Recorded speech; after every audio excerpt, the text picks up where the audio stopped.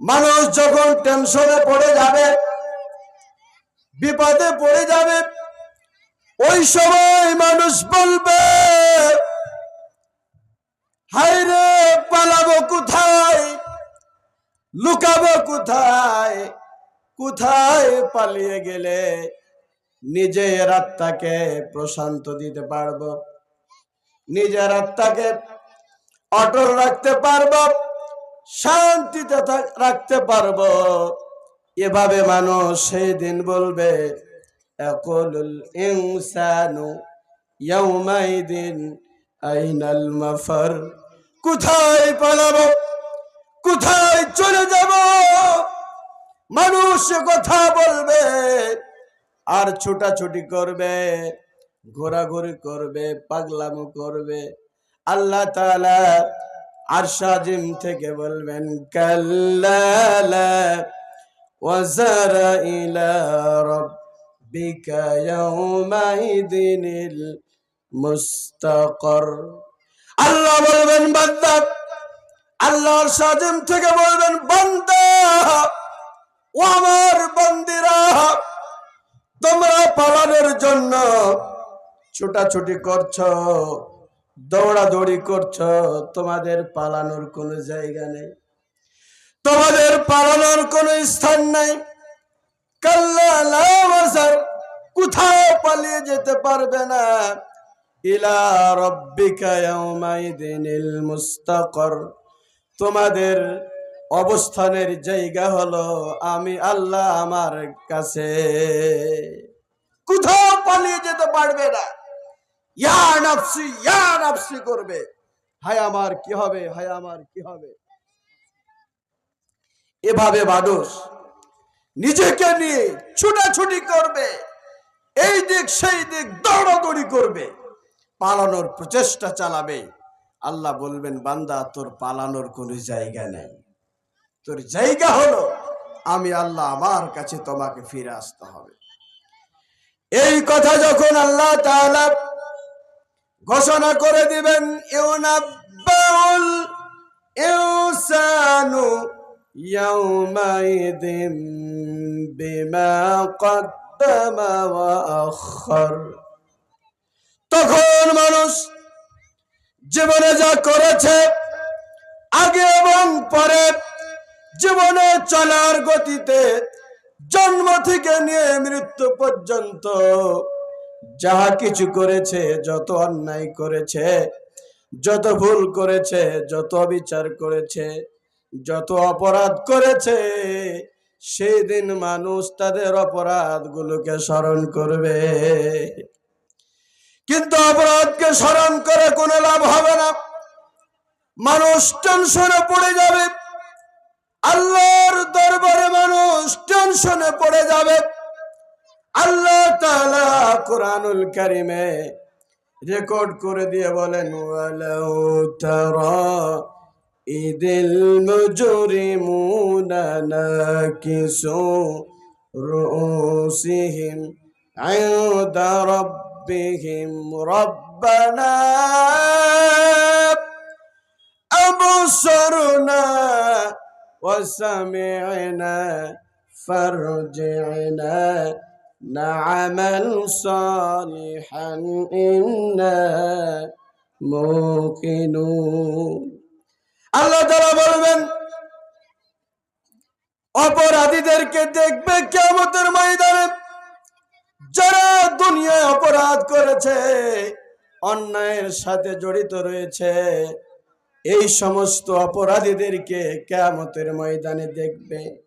নাকিসু রুউসিহিম, ওরা ওদের মাথাকে নিচু করে দিয়ে তাদের রবের দরবারে মাথাকে এভাবে নিচু করে দিয়ে ওরা আল্লাহকে ডাকাডাকি করবে, আল্লাহ রব্বানা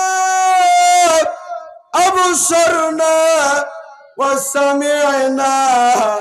আয় আল্লাহ তাআলা, দুনিয়ায় যে সমস্ত আম্বিয়া আলাইহিমুস সালামগণ এসেছিলেন, যে সমস্ত আলেম উলামা আমাদেরকে পরকালের কথা বলেছিলেন, পরকালের শাস্তির কথা বলেছিলেন, আল্লাহ ওই কথাগুলো আমরা শুনি নাই, আমরা মানি নাই, অমান্য করে চলেছিলাম। আল্লাহ আজকে পরকালে কিয়ামতের মাঠে ওই জিনিসগুলো রব্বানা আবসরনা, ওই আমাদের পালন কর্তা, ওই আমাদের পাক পরওয়ারদিগার আল্লাহ, সেই কঠিন ব্যবস্থাপনা গুলো আমরা আমাদের চোখ দিয়ে দেখলাম, ওয়াসামিআনা, কান দিয়ে শুনলাম। আল্লাহ আর অপরাধ করব না, আর অন্যায় করব না, আর দুর্নীতি করব না, অন্যায়ের ধারে কাছে যাব না। আল্লাহ তোমার কাছে এই ফরিয়াদ জানাই, ইয়াকুতি মিনিত করি। আল্লাহ ফারজিনা, দয়া করে মায়া করে আর একবার দুনিয়ায় পাঠিয়ে দাও। না'মাল সালিহান, দুনিয়ায় ফিরে গিয়ে অবস্থান করে ভালো ভালো কাজ করব, সাদাকা করব, নেক আমল করব, আমালে সালেহ করব, অন্যায়ের কাছে যাব না, দুর্নীতি করব না, খারাপ কাজ করব না, বিড়ি খাবো না, সিগারেট খাবো না, জুয়া খেলবো না, গোল খাবো না, কোন অন্যায়ের কাছে আল্লাহ আমরা জড়িত হব না। দয়া করে আল্লাহ তোমাকে বলি একবার দুনিয়ায় পাঠিয়ে দাও। বলুন তো পৃথিবীতে ফিরে আসার সুযোগ আছে? চাচা কথা বলেন আছে? যুবক ভাই কথা বলেন আছে? এই প্রতি উত্তরে আল্লাহ কি বলবেন জানেন? আল্লাহ বলবেন কাল্লা, কখনোই নয়। ইন্নাহা কালিমাতুন হুয়া কাইলুহা। যুবক ভাই, আমরা কথা বলতে বলতে যখন একজন বন্ধু আরেকজন বন্ধুর সাথে কথা বলি, বুঝি বলি না, তখন আমরা বলি যে ভাই এটা তোর একটা কথার কথা বললাম, এটা উপমা, বেটা মিসাল, এটা কথার কথা বলছি। এভাবে আমরা কিন্তু কথা বলি, আলাপ আলোচনা করি। তা আল্লাহ বলবে যখন আমি আর আপনি বিপদে পড়ে যাব, আল্লাহর কাঠ গড়াই যখন আটকে যাব, আমরা আল্লাহকে বলবো আল্লাহ দুনিয়া পাঠাও। আল্লাহ সাথে সাথে বলবেন কাল্লা, কখনোই সম্ভব নয়। ইন্নাহা কালিমাতুন হুয়া কাইলুহা, বান্দা এটা তোর কথার কথা। আবার যদি পৃথিবীতে তোরে পাঠিয়ে দেই, যে দুর্নীতি করতো সে দুর্নীতি করবে, যে শয়তানি করতো সে শয়তানি করবে, যে যে অন্যায়ের সাথে জড়িত ছিল সে সেই অন্যায়ের সাথে আবার জড়িত হবে। সুতরাং পৃথিবীতে ফিরে যাওয়ার আর কোনো সুযোগ, কথা বলেন, আর সুযোগ নেই। একটা তাকবীর দেন তো। বিশাল বড় মাহফিলের আয়োজন আমরা করেছি, আজকে আমাদের মাহফিলগুলোতে লোক নেই, বুঝুন তাই না? অথচ পার্কে পাশে যে পার্ক, এখানে ঢোল ঢাক বাজলে হাজার হাজার লোকের অভাব হয় না, নর্তকীদের অভাব হয় না, জেলাকারীদের অভাব হয় না। মানুষ ওখানে গিয়ে লিপ্ত হয়ে থাকে। সম্মানিত সুধী, আমাদের বিজ্ঞাপনে ঘোষিত বক্তা চলে এসেছে।